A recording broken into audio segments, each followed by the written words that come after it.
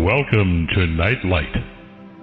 Step away from the mainstream and gather around as we enlighten the world and our realities and travel this cosmic journey we call life. Join us as we share with you and provide that beacon that can guide us all to a better way. Explore with us as we examine a metaphysical montage of spiritual insights, covering everything from the mundane to the magical, UFOs to unicorns, and everything in between. This is a time of awakening, of sharing and evolving, of spreading our wings and soaring on the cosmic breath of creation.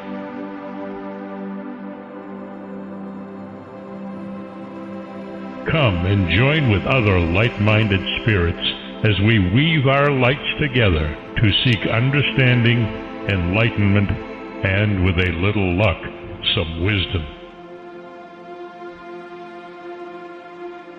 This is Nightlight, a reminder that you are never alone.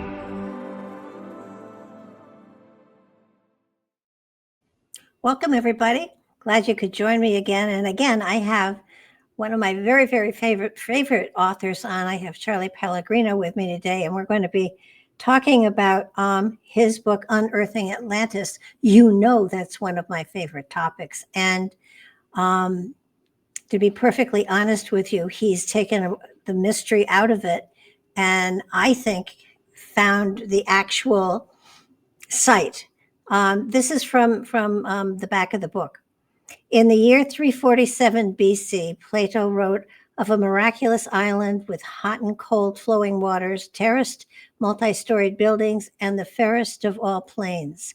For thousands of years, the legend of the mysterious, vanquished continent of Atlantis has captivated writers, poets, authors, artists, philosophers, and dreams. But now Atlantis has been found. And the truth about its vibrant life and horrific destruction is even more remarkable than the myth. Based on artifacts and evidence in an ancient buried Minoan city, noted scientist and New York Times-bestselling author Charles Pellegrino reanimates the astonishing lost civilization and recreates what explosive power and apocalyptic cataclysm that destroyed this remarkable island metropolis. It's a brilliant synthesis of history, literary material, archaeological and geological detective work. Here is both the story of the astounding discovery that transformed fairy tale into fact and a breathtaking vision of Atlantis reborn. It's the work he's done is amazing. The detective work he's done is phenomenal, and even more so. I'm hard to convince of anything, but he's got me. Unless he can actually come, I can't imagine anybody could document anything as thoroughly as he has that is a convincing reality, and just what he discovered with his explorations is just phenomenal. So I want to bring him on. Come on, Mouse. Hey, Charlie. Hello. What drove you to Atlantis? I mean, you have amazing topics that you've gone into, but usually there's been something that just grabbed at you that wouldn't let go. What was it about Atlantis that grabbed a hold of you? It's a long chain of accidents, actually. So at Brookhaven, I'm working on these robots that we were designing to get under the ice of one of Jupiter's moons, Europa. So it's an accident that happened on the way to Jupiter in a way. So then 1985, I sailed with Bob Ballard to these hydrothermal vents and working with his prototypes of the robots that would eventually be miniaturized and sent to Europa. And had to see what the state of robotics was at that time in 1985. So sailed with that crew, right after the Titanic had been discovered, and Ballard just, all the crowding of all the media and everything, he pulled a bunch of volcanologists together and went out to the hydrothermal vents, which was where I really wanted to explore because that's a prototype of what we hope we may find deep under the ice of Europa, where there's all sorts of life gathered around those vents. Yeah. So we were out at the East Pacific Rise. I talked way too much about space for all these oceanographers. But then again, they were talking a lot about, he had just an absolutely brilliant crew with him. Haraldur Sigurdsson was one of the people who was working at the island of Santorini. And meanwhile, I had been shown pictures of the Titanic, and there was a whole sort of interesting physics there. And the volcanologist and the people who were working Pompeii and Herculaneum and Santorini, the island of Thera, they were saying, well, if you think the Titanic wreckage down there is interesting, that's nothing. You got to go to Thera. You got to go to Egypt. You got to go look at what we've been looking at.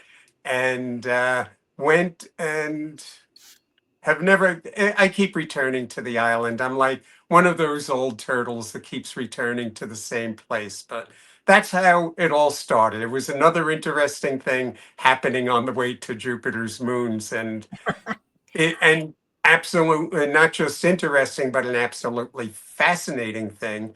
The 17th century BC eruption of Thera, the explosion of this island, was as big as Pompeii was. Imagine multiplying that by 1,000 times. Wow. It was well, at that time, the entire world nuclear arsenal was over 50,000 atomic bombs. Imagine an entire world war confined within one island, all happening at once. Well, short of the radiation, how powerful Right. was it? Minus the radiation, it created a global nuclear winter without the radiation. Okay. There are records as far away as China of the crops failing, of winter not coming in, of winter instead of summer coming, and just famine.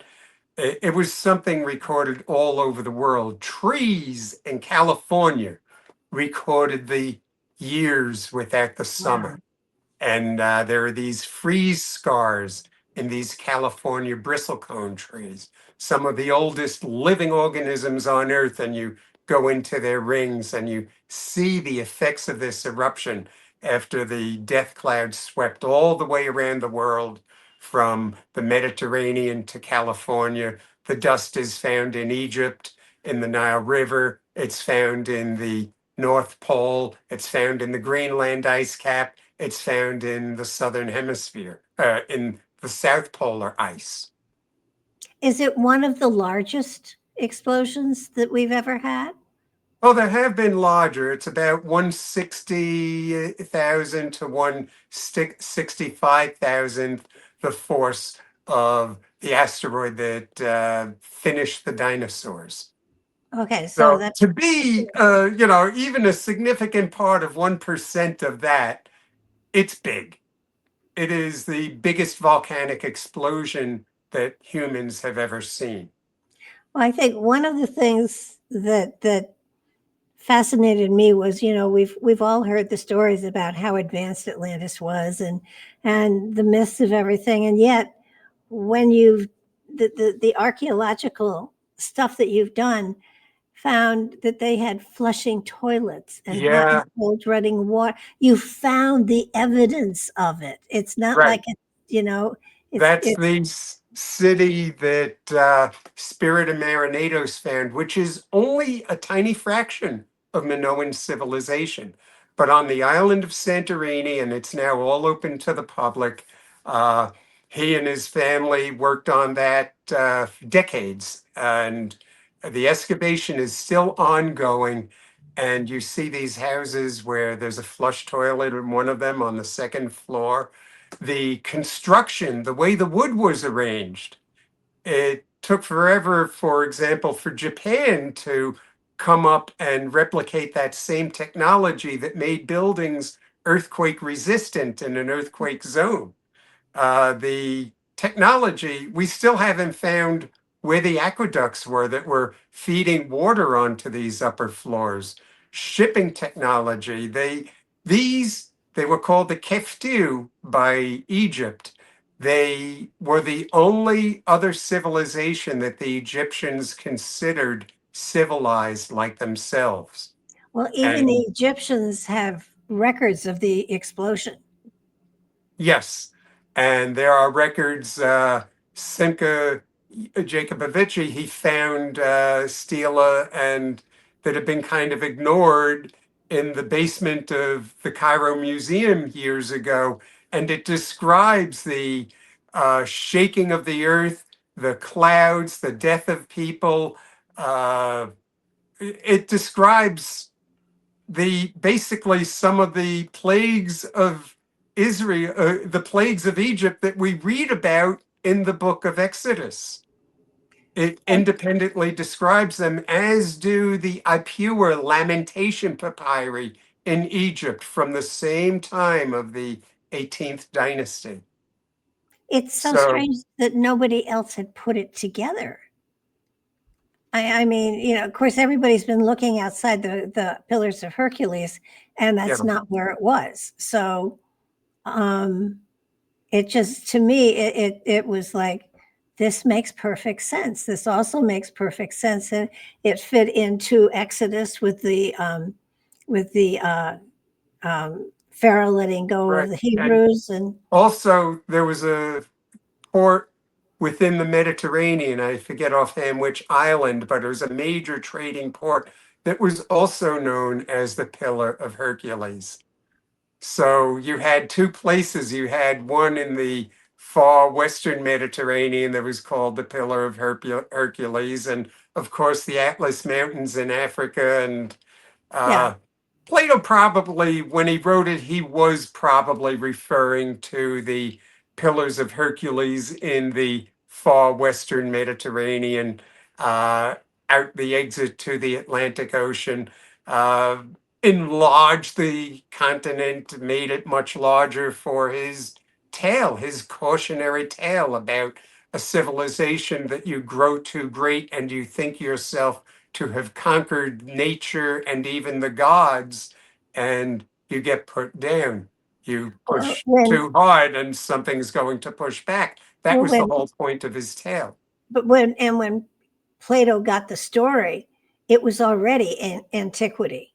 I mean, it Yes, there was wasn't just, already a story with the priest of Egypt, yeah, it was which he Solon. credits with the story. He says there have been many destructions of civilization, many falls, many floods, and the Egyptians are telling his ancestor Solon, you know of only one, but there have been many, and here is one of the ones you don't know. And it seems to what Plato described, to actually describe the red, the black, and the white stones that the buildings were made from, which we find in the Yeah. Minoan civilization, of which the island of Santorini is only one part of that very large, very wealthy civilization in the 18th dynasty. What kind of research is ongoing? Because certainly they haven't discovered everything there is to discover there. Oh, much is ongoing. The excavation is being expanded. There are excavations on the island. They find things when they make road cuts, for instance, a stone with very, very delicate carvings. Uh, you need a microscope to see all the muscle structure. And there have also been found several quartz, broken, preserved sections of what really look like lenses. And I was always wondering, you find some of these Roman coins from the first century and Greek coins, first century BC, AD on into the third century. And they could only have been made if you had a water lens or probably crystal, and the Romans were molding glass by then, glass lenses, in order for the cutter, the person who was cutting the dies, to be cutting these things where you have muscle structure, facial expression on something only this big. So that kind of technology probably goes back to the 17th century BC. And you can actually watch as civilization started to come apart toward the end of the Roman Empire and leading up to the 535 AD disaster, which was another volcanic event of some sort, that we had years without summer. Civilizations began falling everywhere from South America to Rome, and you can actually watch as Rome starts to fall apart over nearly a 200-year period. You can watch in the coinage how the coinage minting technology and even the die cutting technology starts to fade away. You don't have the naturalistic portraiture. You end up with what look like stick figures. Whoever had been using magnifying devices, they weren't in use anymore. By the time you get to, I mean, there are periods where they're in the city of Rome itself, where there are restaurant pub type places in the Middle Ages where they find racks of basically in marble toilet seats. And the inhabitants of Rome at that time are using them as windows to pubs. I mean, revisionist historians try to say these days, oh no, there really wasn't a dark age, and there was the Holy Roman Empire, which was neither Roman nor holy, definitely not holy, and not an empire anymore. But anyway, the dark age was really dark. People were troglodytes roaming around what was left of the city of Rome, looking at the rows of toilets, wondering, I wonder what those were for. Yeah, no, that I think what got me too was that they had some knowledge that something was coming, and I loved it because you tied it into a woman who was going down with the Titanic, and she dusted her stuff and she folded stuff and she put it away, and she was very careful Edith about Russell, yeah. and it seems the same, that there have been no bodies discovered, no teeth, no nothing, so that where did the population go? Well, they evacuated, and on one side of a fragment of what was once there was a mining operation, and they did find bodies. So that was miles away from where Akrotiri is. So the volcano probably put through one town where there's now just a big crater lake in the middle of it. You probably had a pyroclastic flow that went through one town, maybe months before the final eruption sequence, and the people said, this doesn't bode well for the future. In the section that's being excavated now, Akrotiri, the people took every thread of gold or silver, anything of real value. They took it and they went away. So they evacuated. But with this kind of eruption that it was coming, that was developing, it was more than anyone could have anticipated. Well, how could you In get far in Turkey, in the channeled scab lands, Yeah. there are these two peninsulas that jut out in Turkey that would have acted like the prongs of a giant tuning fork when the tsunami from the eruption arrived.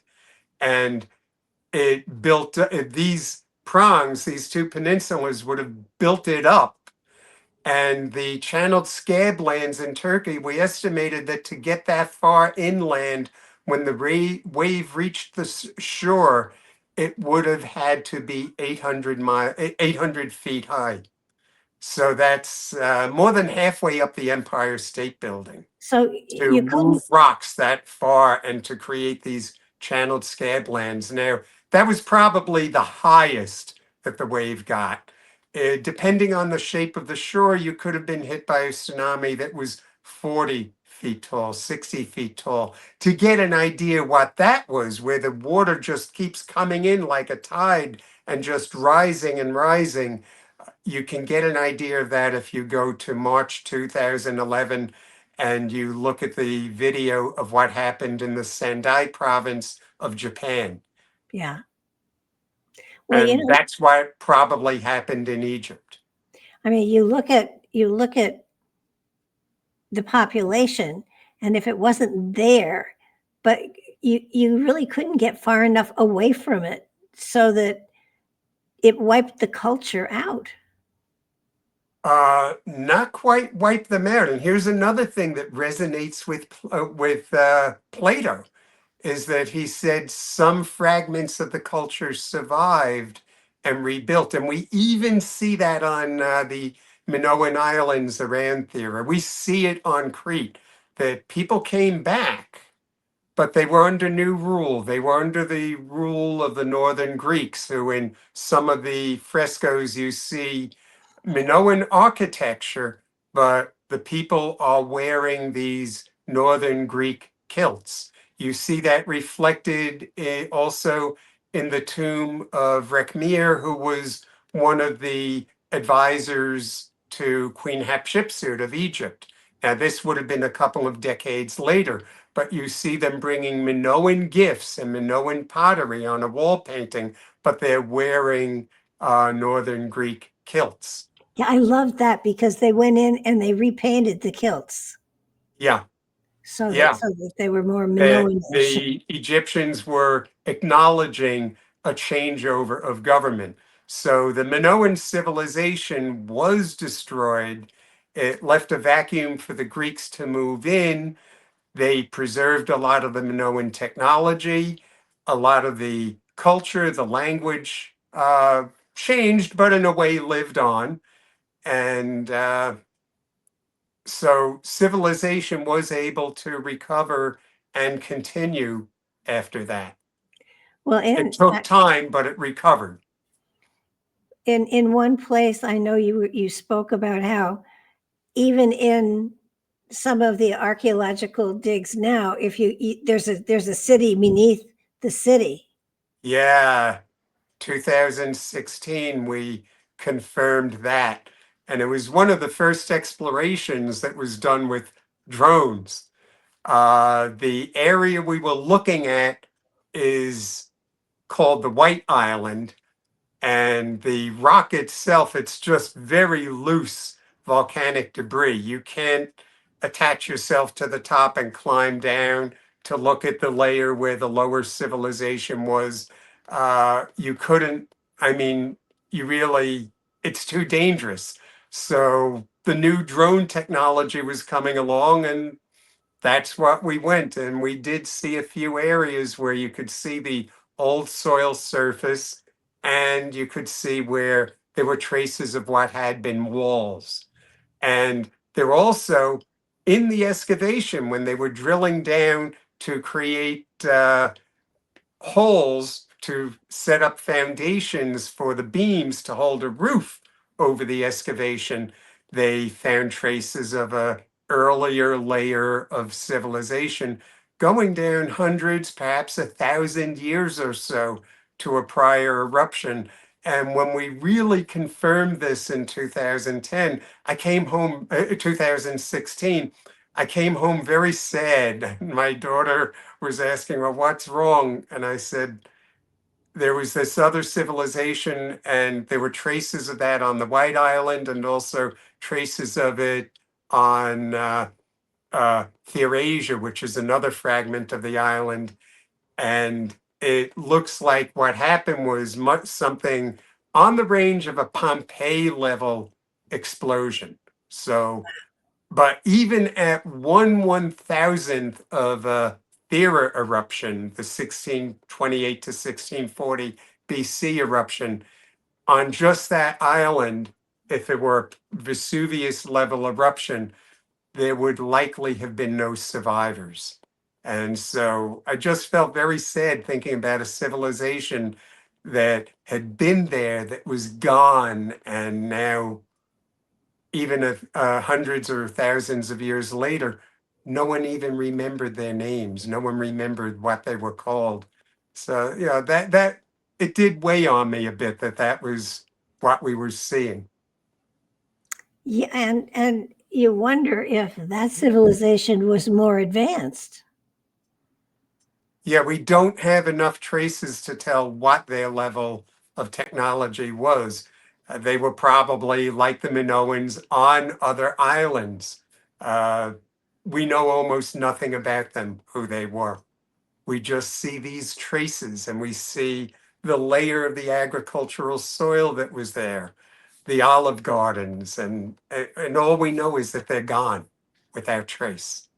What was also fascinating to me was that their bull culture, um, for the most part, the story of the Minoans is fantasy to a great extent, and but they did have the bull riding and the bull worship and Yes, everything, yes. and but that also transcends into kind of explaining to me slightly about the bull stuff in Egypt and the big huge Yes. sarcophaguses for bulls that they have in Egypt, so that there must have been a sharing of some sort of Oh, that yes, there philosophy. was. There's even a city in Egypt, in Avaris, Egypt, that it has all the Minoan paintings, the miniature frescoes, and everything. It's Minoan culture. There is no wall around that city. Their power was economic and trade. And the Egyptians, they're the Keftiu that the Egyptians welcomed in. So the they would have had in common. I don't think they probably both worship the bull at the same time because it's a very powerful animal. And Yeah, I imagine that's the reason the Egyptians said, oh, they're a lot like us. They worship the same things. And the golden calf and all that. They made golden bulls in Egypt. They had bulls imprinted on gold in the Minoan world. So and all the way back. And in fact, the Greeks carried that through also. On some of their earliest coinage, you see the bull bowing down. In their earliest, they had a composite of gold and silver.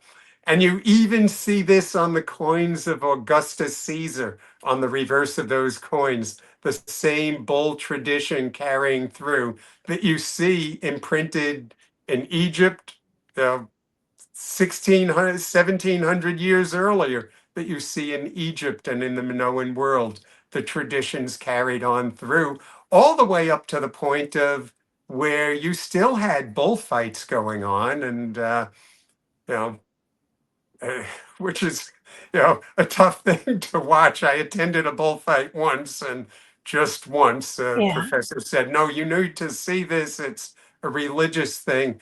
I like the way Arthur Clarke dealt with the bullfighting in his novel Childhood's End, where the aliens that are watching over the earth, they decide this is not good, and they suddenly, thousands of startled screams go out in a bull arena because they made everyone in that arena feel exactly what the bull felt. Oh, And that was the end of bullfighting. is there any connection to then the fact that in India the cows, the bulls are holy?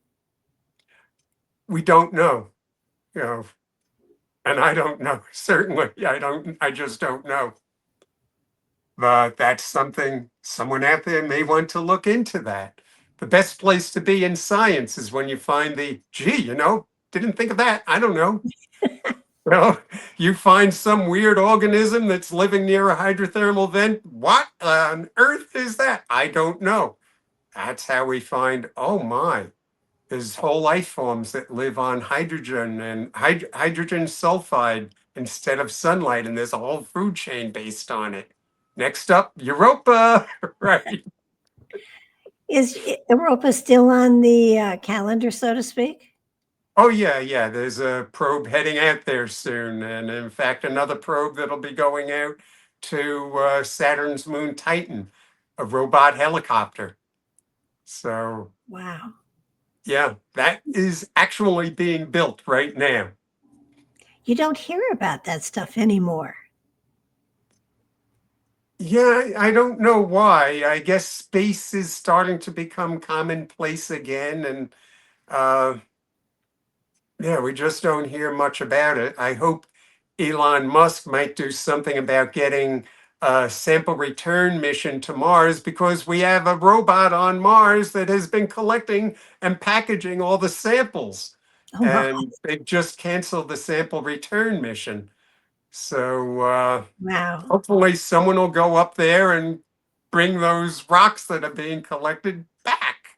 But you do wonder about if Atlantis, the culture, was that far advanced, how advanced were they military, and not military, but medically? Now there's an interesting thing, because a lot of the herbal culture is still advanced to this day. And it was with autoimmune diseases, until within the last 15 years or so, that kind of treatment really was the best treatment available. And I was born with a huge tongue twister called ankylosing spondylitis. And the standard treatment when I was getting very ill about 1985 was, oh, your immune system is hyperactive. We would like to give you full spectrum chemotherapy to knock down your immune system so that your immune system will stop attacking you. And by sheer coincidence, the kid I grew up with at the 4-H camp, Jesse Stoff, we wrote Darwin's Universe together, came up with all these theories that are just controversial at the time, now old hat, Yeah. came up with a lot of that together. And he went off out of origins of life biology off into medicine. And by coincidence, happened to be studying the disease I had not yet been diagnosed with. Wow. And he said, I said, I'll let nature follow its course rather than deal with what little would be left of me. And I knew people who had been treated for that within a year or two tended to develop leukemia very rapidly. And Jesse said, I'm going to do some blood test. I think I can treat this. And he had remedies that he put together that he saw the royal family in Great Britain was using, some from Germany and some from China. And he said, let's try this. And they were available commercially, in fact. And in fact, when I sailed with Ballard, I hadn't gotten used yet to giving myself a shot in the leg. So the ship surgeon was giving me the shots. She's saying, "Want this?" And it's like, this is why I'm here. In July, they were giving me only a short autumn of life. Yeah. And Jesse saved me. And this is Jesse's stuff. I was out at sea only months later, Oh, wow. feeling fine, where previously in July, I had been awake only 4 hours a day. I was pretty bad off. And Jesse said, my job is to use these medicines until some of the biologicals that were being developed that you see advertised, Humira, Enbrel, things like that target that small pinpoint target, that part of the immune system that is too hyperactive, rather than rifle, two barrels at the whole immune system. Interestingly, getting back to archaeology, 2001, we're out doing forensic archaeology at the Titanic, running robots all in and around the Titanic. And one of the robots gets into the crew infirmary. And it's like, what are these jars that have roots and bits of plants in them? And what is that up in the corner? Recognize it. Oh my, that's a fermenter that it even had the designs, the blue and white designs for a Chinese fermenter. In fact, what we have in our own home. I was like, oh my, doctors Alauquin and Simpson were using Chinese herbal remedies in 1912. And Wow. considering that the treatments in first class for seasickness or a colicky baby or anything you had were okay, morphine, heroin, and cocaine. The people down in third class, the Lebanese passengers traveling in the forward bow of the ship, the people who worked the boilers, they had the best technology medicine that was available in 1912, where first class you had stuff that just might kill you or get you addicted to something. Yeah. So also, So, you, but that's the kind of medicine that we're looking back to, that we have records of it in first century AD Rome and also in Greece. That, yeah, it's that kind of medicine. And by the first century, we had the Silk Road already operating. And more we know that they just found a golden camel in the tomb system of the Terracotta Army in China, in Xi'an province. So we know the Silk Road was definitely going all the way east then. what There about the wasn't. rusticals, though? Oh, yeah, that's an amazing organism that grows near the hydrothermal vents, and there's a vent system, small vent system, not very far from the Titanic. So that's what colonized the hull of the Titanic. So that is looking like a good source that we need right when we're running out of new antibiotics.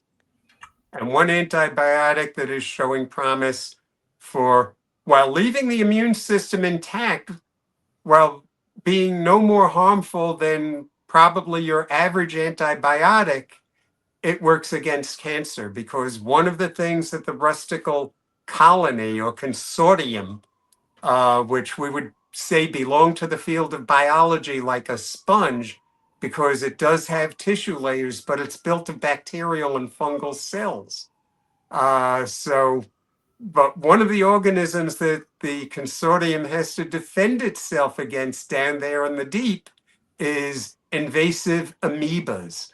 And they're nucleated cells, they're an analog of cancer cells. And we suspected that quite a while back. And now that the research is being begun again, we're Wow. looking into that a lot more, where going back to it, we're not going to try to patent anything. We're just going to publish in the peer-reviewed scientific literature and put it out to the world.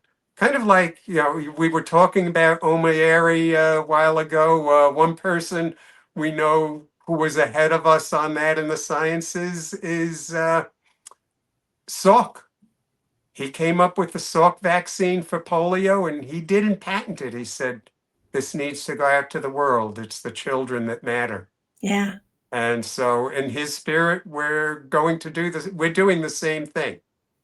Well, you look at Native Americans and their herbal cures for things. You look at, gosh, can't remember what her name was, but she was a Canadian, and Essiac tea.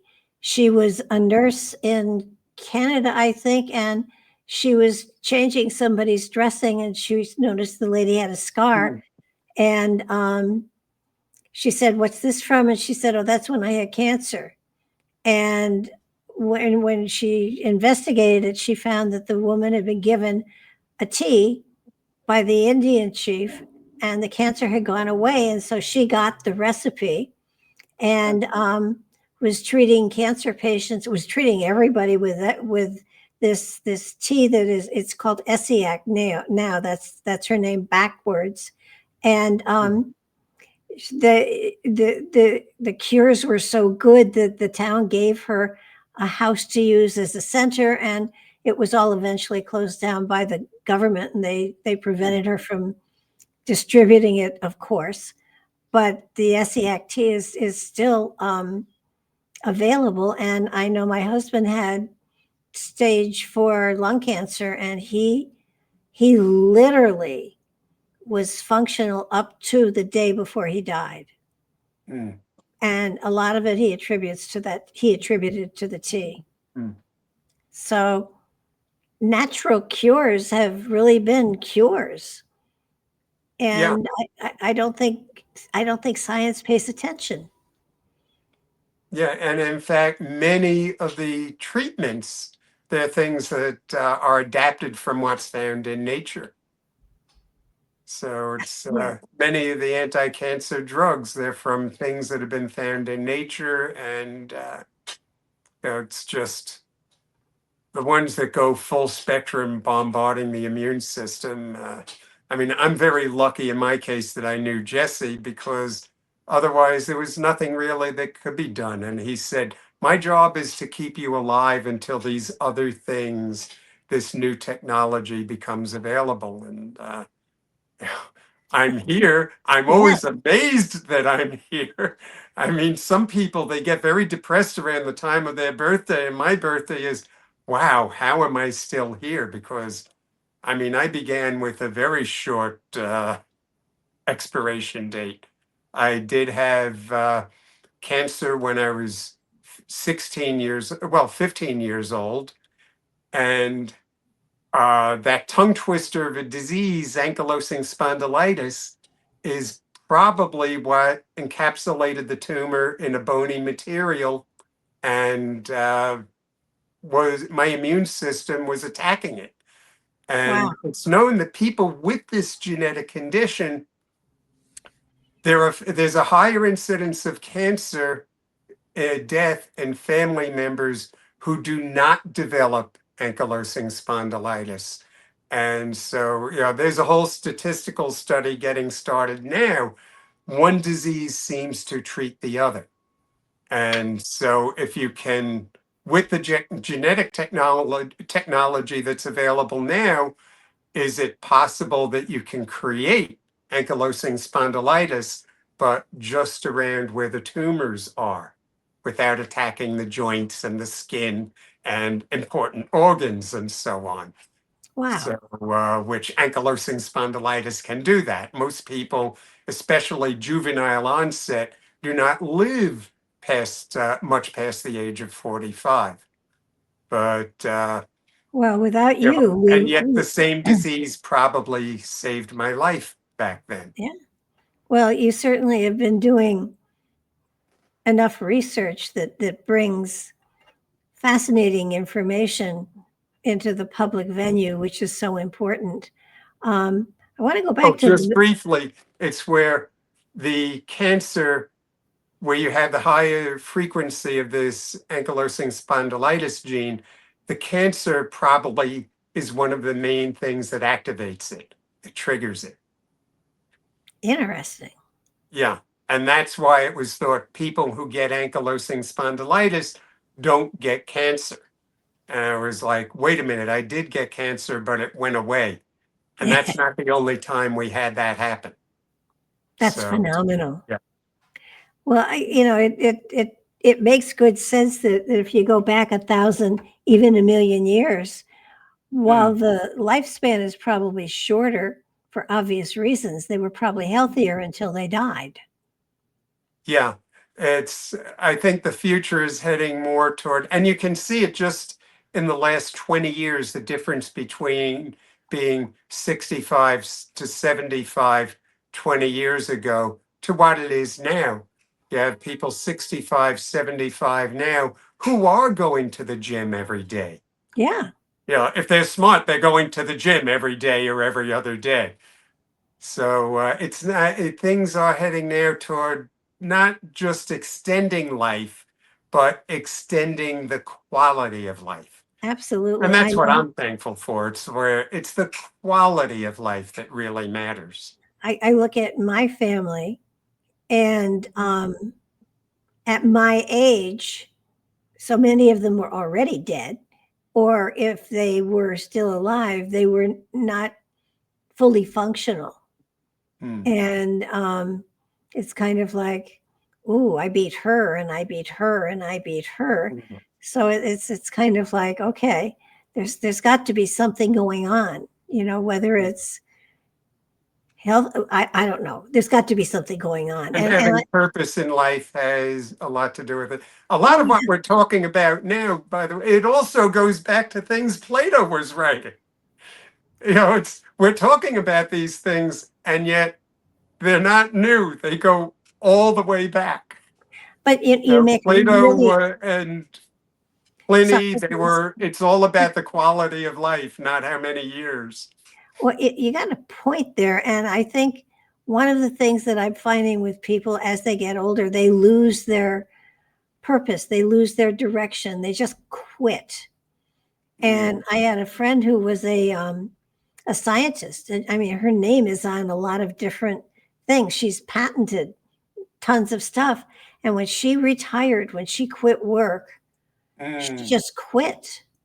And it was the strangest thing I've ever seen. She went from the sharpest tack in the pack to nothing. I saw that happen in Grumman, where you're full on active. And years ago, I don't know if Northrop Grumman has the same policy, but you were required to retire at age 55. Yeah. And I knew some brilliant people who just did not know what to do with their time, and they started to fade mentally.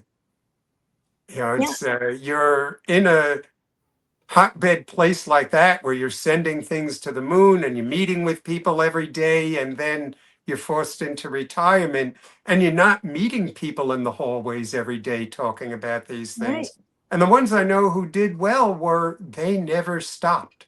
That's why retire me? No, I'm just going to die with my nose down in my last handwritten story I'm writing, or down in my keyboard. Nose down. That's how Isaac Asimov said he was going to go. The ones I know who remained healthy and active throughout life, even with physical challenges, like Sure. Arthur C. Clarke with post-polio syndrome, he was active till the very end.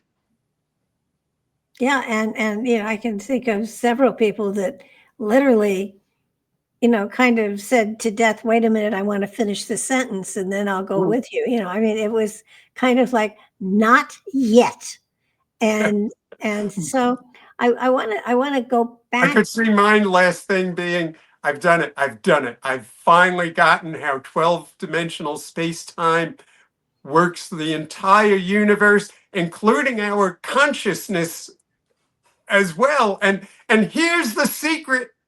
I suspect you would do that just to be mean. No, Harold Urey did ready. something like that to me. He was writing me a letter about the origins of protocells, and I got a typed version of it from his secretary. And about a month later, she said, "I think this needs to be with you." And it was as his hand, he was signing it, and his hand ran off the page as he had a stroke. And Wow. yeah. I want to take us back to the Minoan. There is a Minoan city. I forget which island it's on, but it's got the ball court. It's got buildings. It's got Yeah, is that that's Crete. Crete? Okay, Gnosis, yes. and The showers, the storage reserves for grain, everything. hot and cold running water. Mm. I mean, just having the plumbing for all of that and the knowledge of it. It's when you think about, then you look at coming forward into the 1800s, 1700s, 1800s, Yeah, chamber pots. Are you yeah. kidding me? I mean, our founding fathers, you could smell Philadelphia and Paris 6, 10 miles away. I just what happened that all of that knowledge just kind of went away? I mean, I don't know about Egypt. I don't think they had hot and cold running water.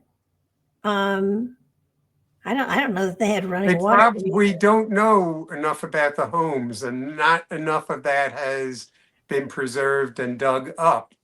So we just don't really know what the average person lived like in Egypt. We But know some of the workers at the pyramids around Giza that at least the commanders of all the work, their lives weren't that tough. But the Egyptians probably, their homes were a lot like Minoan homes. well, Certainly at Avaris they were. if you look at the Hanging Gardens of Hammurabi, they had literally pumps that would get the water to the top levels. Yeah, with chains and everything. Yeah. So that there were people around that had those kind of minds. And By the what first happened? century AD. And So going what back much happened? before that, second century BC, you had the Antikythera devices, plural. I mean, the one that was found on the ship was not the only one. You Right. had multiple gear shift devices for computing. Oh, when's the next eclipse going to be? Where are the planets going to be at this time? And it took until Switzerland was making multi-gear shift devices and clocks, and that China was doing the same thing to get up to that technology again. It was there. It was apparently all lost. Was it Greece or was it Egypt that literally had a clock? Couple of places probably had them. There's indications in writings of Greece, several kinds of clocks. They were all the water clocks and everything, but in order to try to figure out where your position was going laterally at sea, you needed a gear shift type clock that was working, and they were probably beginning to use those by about the first century. But then, you hear what the scientists say about, where we are as far as development and everything. And then there was that fly that was in amber that goes back how many millions of years, that indicates that there was pollination, there were flowers, it takes everything back further. So, I mean, that goes back about 90 million years. And in fact, some of those have been found in New Jersey in amber deposits that are now under condominiums and overpasses. Yeah. And there's a lot being found in China. There's amber deposits there that go back just about as far as that. So, and humans have been around. I mean, and it isn't just one, Erectus is here, and then there's another. I mean, they kind of overlap. But it would seem to me that there should be. Excuse me. I do that too. Watch Charlie. Is it time? Watch me choke on coffee. Oh, I can choke on air given half a chance. And here's the secret. Don't do that to me. But you look at, is it that the living conditions were so good that the consciousness and the minds were able to go that extra level, or did humanity devolve in how difficult it was to live and to have food and stuff like that, so that their focus wasn't on other things, it was just on survival? Is that what happened?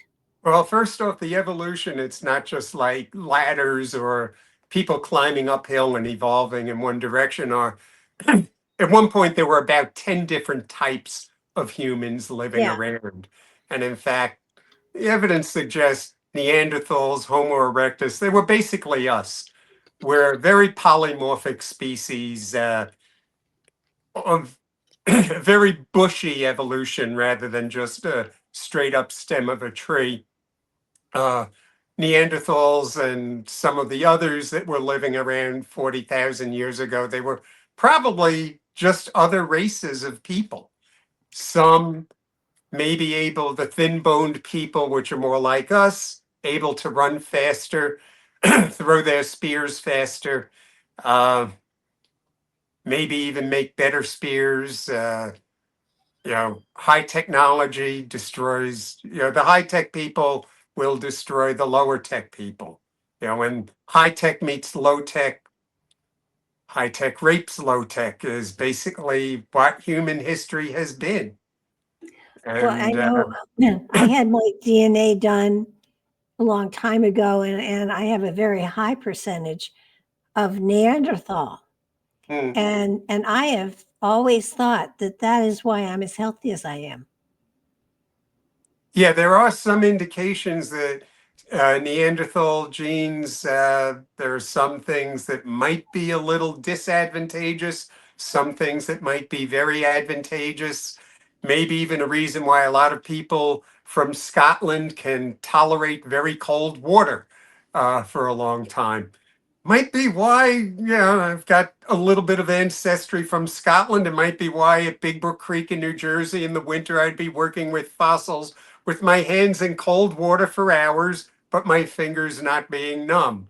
Uh, Ah, you have Charles Jowkin of the Titanic. He was from Scotland. He was floating around in the water longer than anyone else. And when they told him, you can come up on this overturned boat now because about 5 people have just died, there's room for you. And he's like, yeah, I'm okay. He's a medical mystery. I was So, well, but but Scottish there, people do have a strangely high tolerance for cold. and there are tribes, if you call them, in Alaska that can withstand the cold um, better than me for sure. Because And that's something that the Neanderthals had going for them was they adapted to very cold weather. well, tell that to my feet because when my feet get cold, it's all over. Uh, But I look at all of the wonderful technology, and it's very clear how the Minoan art blended into other cultures, with the pottery and everything. But if you stop and think about it, if they had never been destroyed, where would we be today? yeah.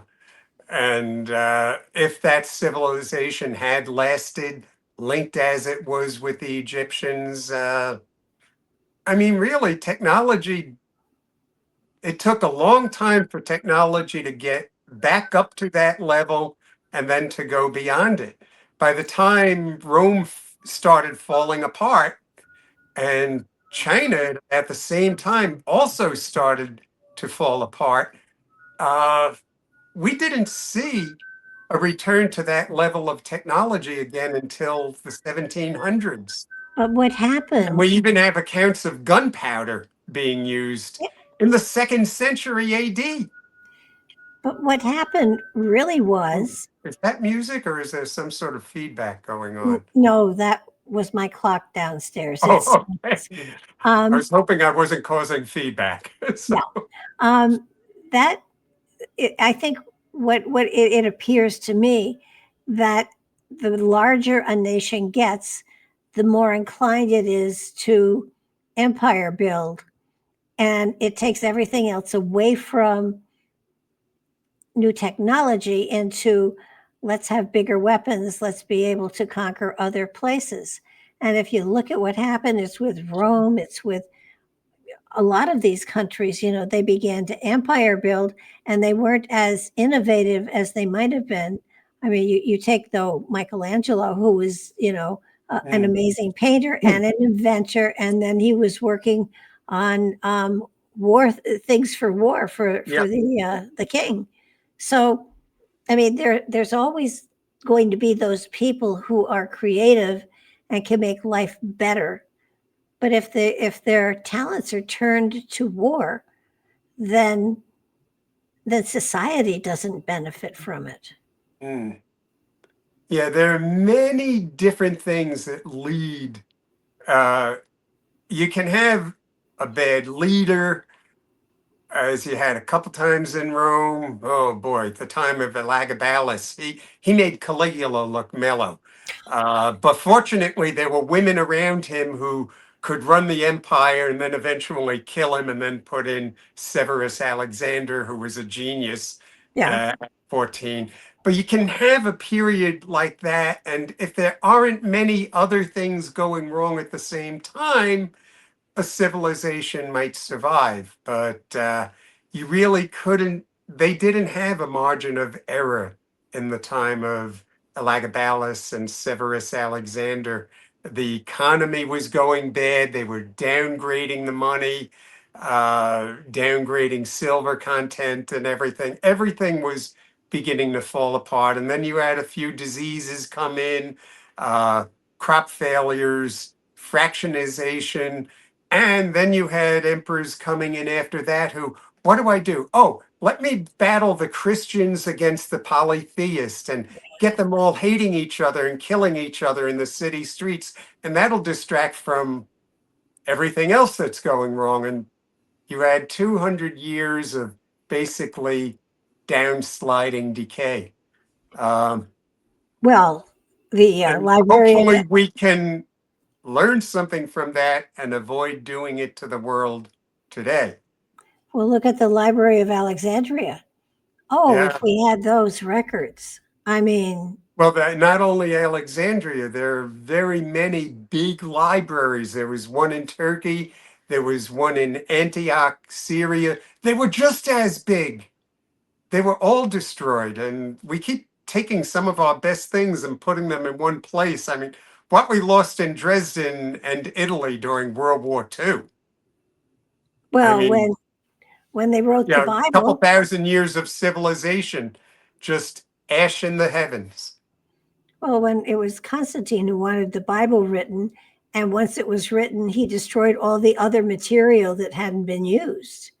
I Yeah, mean, he and his follow-on people, and then there were such wars uh, between. Yeah, there are many. Some of those banned in the Bible in the Constantine and post-Constantine era. Actually, some of those are preserved because in the 500s AD, 600s AD, you end up with some of those books actually going into the Quran. So yeah, you'll find the infancy gospel of Jesus in there. Mary, the mother of Jesus, is written about much more in the Quran than in the Bible, or at least around the time, later on editions.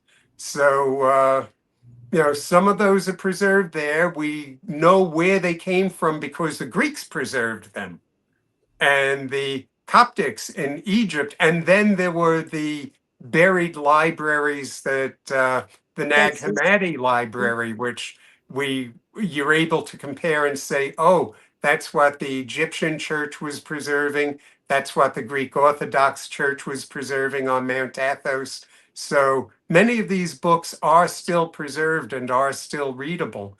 The most interesting ones to me being there's one book that's just quotations of Jesus that are in the Gospel of Thomas. mhm. And some of them are very familiar, and some of them are not quite familiar, but a couple of those seem to go back about 400 years earlier. You kind of wonder if what Jesus and some of the other people were preaching at that time, as if there was the same thing being preached in different places around the world. You find them in Buddhist tradition too. It's a question, only a question, but were Jesus and some of these other reformers who we read about in the time of Jesus, were they bringing Eastern traditions into Roman tradition? Trying And to, trying you to. find the same things. He who lives by the sword shall die by the sword. He who lives by the knife shall die by the knife. Don't do unto another what you would not want them to do unto you. These same things. The emphasis that is on adopting, that's a whole other story, but that take into your home the orphans. Oh yeah, And no, there it's are indications in some of these gospels that Jesus adopted unto himself a son and called him his brother. What do you read that still survives at the table of the Last Supper? There was the twin, the brother of Jesus, called Didymus Judas Thomas, also called Judas, not Iscariot. That's still in the Gospel of on the King James version of the Bible. It's still there. And under Roman law, that makes sense, because if you expected that you may be saying something that may honk off the wrong person and you may be executed for it, well, under Roman law, they had a quirk. Why would you adopt a child and call him your brother or call him the beloved disciple? Because the Romans, if they killed you, they would kill your children. They would kill your grandchildren. They would kill your wife. They would kill your lover. They let siblings survive. So when Caligula was killed, Claudius, Caligula's sister was spared. When they killed, in Roman history, they would kill the emperor, but they would allow the siblings to survive. Wives, very rarely did they allow them to survive. So, when I saw that, it all made a kind of sense to what we were seeing in the Talpiot tomb, for example. Oh, yeah. And where things were written in 3 different languages: Aramaic, in Latinized Aramaic, and Greek. There's actually a prayer in Greek. And these people in the chamber next door, there's a prayer in Greek referring to someone that they believe is or is going to or has risen up. It's right there in that language. Is it in one of the ossuaries in the tomb? Was there a reference to Jonah and the whale, and that was yes, that it's was that in ossuary where there's an illustration that it's more fish-like than whale-like, but rising up a person. So and that was symbolic of rebirth and regeneration. it appears so. It appears so. So And it's, yet, that system of tombs, the whole volume of it would fit inside Molly Brown's stateroom on the Titanic. yeah. And it is still more mystifying and fascinating to me than the Titanic. And that's saying an awful lot. Yeah. So what's happened with the Talpiot tomb? Is it not available? Have they sealed it up again? What have they It done? is sealed up. It is available to, like, NASA robotic exploration, sending in probes. I do think we have to be very careful about disturbing anything in there again, especially the one that's called the chamber that's called the patio tomb. It's pretty much intact and hasn't had people going all through it. So it's an ongoing study. There's certainly a microbiological study that needs to be continued. I know that New James, interpretation of symbols that are in the antechamber that need to be looked at and image enhanced so and that we have a clear idea what we're looking at. This is in the area where Joseph of Arimathea had his gardens and his estate, right? We think so. Also, people have greatly misinterpreted a lot. This, in one of the apocryphal texts referring to Mary and to Thomas and Matthew attending they call it the going to sleep of Mary, the mother of Jesus. In one of those texts, it refers to a new family tomb where Matthew and Didymus Judas Thomas are buried. The media seemed to think, for some reason, way back in 2007, that we were saying that this tomb up in the Talpiot Hills is where Jesus was buried, and that it somehow defiled the memory of the holy place in Jerusalem and the original tomb. No, not at all. The place of a church of the Holy Sepulchre, that is where everything took place. But there are references to the Ark of the Cross, which is an ossuary. Yeah. That says that, oh, the holy cloths were put in there and pieces of the original cross. And apparently that's what it refers to, because the ossuary that is marked with 3 crosses and a star Yeah. and the name Jesus, Yeshua bar Yosef, Jesus, son of Joseph, it never had bones in it. There were never any bones in that ossuary, and we have all the layers of patina formation in there. There was nothing ever in that ossuary except wood that is consistent with Lebanese cedar Yeah. and cloths of 2 rather unusual compositions. And another interesting thing is that the inscription goes through a break in the ossuary. The ossuary is not decorated like even other ossuaries in the tomb that have rosette patterns and so on. It's just got hastily inscribed the 3 crosses, one attached to the beginning of the name Yeshua.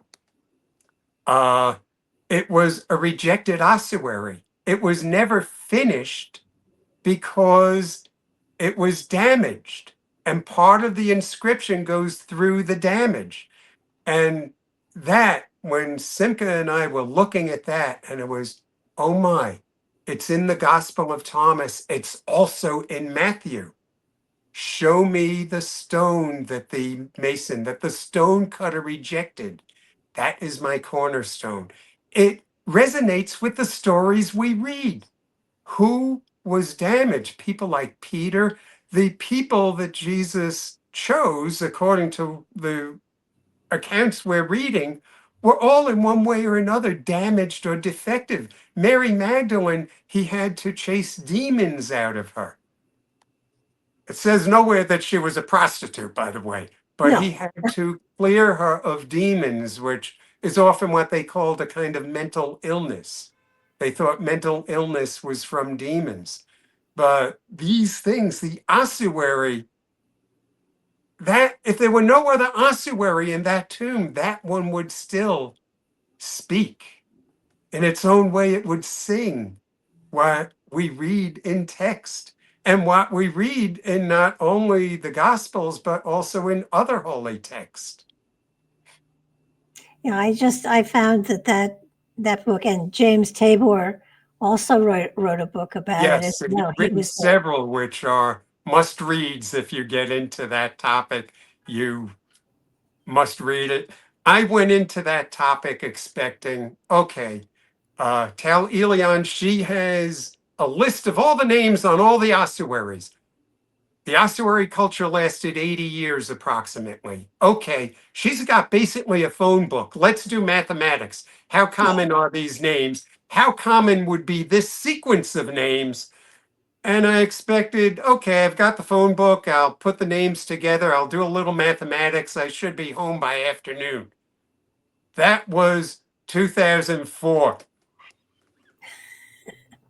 Yeah. I said, and the whole project, Simca agreed with me. It needs someone who's going to go into this as the devil's advocate, as close to atheist as anyone can be, and still call himself agnostic, which I still am. Yeah. And that's why I'm still going at it, because I said if I ever became religious, I'm not going at this objectively. I don't even know if I would be objective without my subconscious mind dictating something to me that I'm not even aware of. I would recuse myself from it. I have to always be going at it, trying to explain it away. And when you have a lot of, well, I don't know what that is, how is that? What the hell is that? And it's been all these over 2 decades now of Yeah. trying to explain it away and still being, I continue to be a failure at it. And it's a happy failure. It's like, wow, I'm Absolutely. still left with a mystery here. And it's so good to know that we're still in a time of mysteries. And I think we always will be. I think Oh, I science hope so. will always be fractal. Even when we've explored planets around other stars, I'd hate to live in a time when they all begin to look the same. And Oh, if there is a time when we do kind of know it all, then yeah, what's I the, wouldn't want to be there. then there's no point to life. Hmm. Hopefully, it'll be more like the Star Trek universe where they keep running into what the hell is that? Yeah. No, Just hope we don't I find any giant cubes running after us. I would hope so too. But I know the element of giants and little people, something I'm fascinated by, and I'm constantly researching. There are a lot of things out there that just don't make sense, and you kind of keep digging to see, what more can I find, and always there's something new, Yeah, always, and that to me is what is so exciting about finding potentially finding Atlantis. And it makes sense to say that it was Minoan-ish. That mm, even yeah, even even that on Centuria, the place where that estate is, whatever with the ball court and everything. There were labyrinths within the yeah. building that's there. So a labyrinth is um, a logical thing to weave into a myth. And I'm beginning to look back at a lot of the myths and say, okay, so if this myth is really founded on fact, and if this myth is founded on fact, let's look at the travels of Hercules, the Mm, challenges of Hercules. Knowing that biblically speaking, there were giants, there were monitors, there were all sorts of unusual creatures around, biblically speaking. Why could there not have been the foundations for a lot of these Greek odysseys and things like that? That they've lasted through time for a reason. And my thought is the only reason they survived is because there's an element of truth within them. yeah, I think they have found somewhere near Turkey some indications of people who grew up to about 8 feet tall. Uh, Humans are very variable. So, I Yeah. mean, even in America, we have people who are very, very tall, almost 7 feet tall, almost 8 feet tall. And unfortunately, they develop arthritic conditions in the knees and so on. One guy I talk about a lot, who I worked with many, many years together, one of the most brilliant minds on the planet was Jim Powell. We lost him in 2019, but you'll see I've co-authored a lot with him. He was out at Brookhaven, and sometimes, we'd see I'd get bullied by someone on Publishers Row or something, and he said, I said to him one day, I said, "Why does this happen?" And he said, "Yeah, I kind of watch. Yeah, you don't talk about things that normal people talk about." I said, Yeah. "Well, you talk about a lot of strange stuff too. You talk about the same things." And he said, "Yeah, but I'm 7 feet tall and I was on the football team and I had anger issues when I was young. So I was much more intimidating than you ever were." Well, well, But he had to duck under doors sometimes. And he well, didn't have all he was well adapted. He didn't have all those health problems that most people who grow up to almost 7 feet tall have. the Bible talks about the giants being very tall, red-haired, fair-skinned, six Mm, stitches on hands and feet, and double rows of mm, teeth, and that there have been giant bones discovered that were like this. But mm. And but including somewhere in Southwest United States where there were people who Nevada, were very tall that one or a couple of tribes finally gathered together and went after them. And oh, there were yeah. these traditions, and they've been finding the shoes and Well, the that skulls was and so on. And yeah, there was some pretty big people running around somewhere, just as in Africa you had people that were called the pygmies. You also had tribes where the people grew very tall. well. There's I some had a advantages to being tall when you're going to uh, sling a spear at someone with, I forget what they call it, that piece of wood that's like a hook that hooks into the spear. The longer your arm reach, the faster and farther that thing is going to go. Yeah, but not when you're buying clothes. No, But no. I had somebody work with me on the show 20 years ago, and she was fair skinned, had red hair. And the more we got into all this, she said after one show, she said, I have to tell you, my family has red hair, fair skin. We all are born with 6 toes and 6 fingers, and we all have double rows of teeth. Mm. And I thought, isn't that fascinating? Freddie Mercury had the double row. That's true. Yeah. That's true. So, I think genetically it may have come down. It may be a part of us. So again, going back into what have been fantastic stories that we call fantasy may well be our way of preserving for a time a piece of history that we aren't ready to embrace again. Oh no. So it sends us all back to first the Greek and the Roman stuff, and then the Norse. And, it's sort of like, I think we don't know enough about our history to really put it in print as of yet. You had mentioned things like all the libraries that were destroyed. Yeah. One place where after 535 AD, where institutions and libraries and technology and the idea of vitamin C and so on, herbal medicine, hygiene, all of that survived in Cordoba, Spain. And it's from there, really, that the Renaissance began to go out during the time and after the time of the Crusades. Well, I think some of it was also preserved in Saudi Arabia also.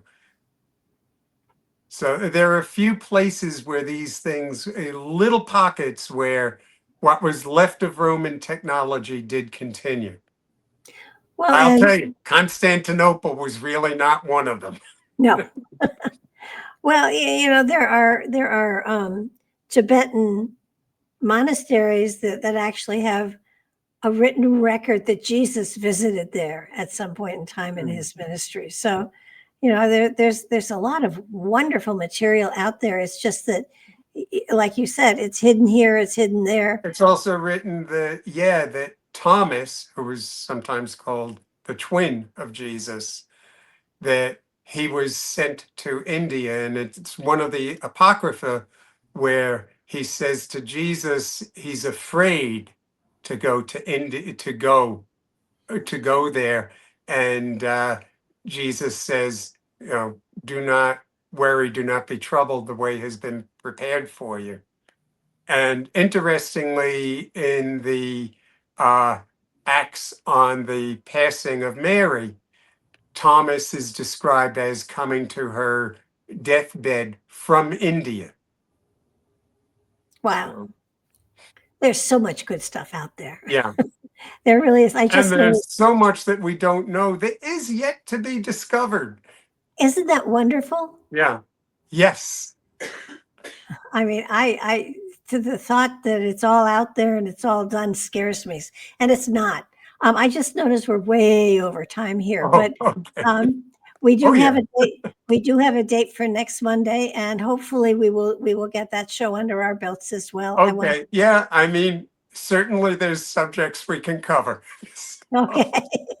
Thanks so much again. Monday I'll be back from having met with a bunch of people who were doing things in looking at the ancient Roman Empire and at ancient Greece. Oh, wow. Okay. Well, I will catch up with you then. Thanks again. Thanks a lot. See you later. Bye.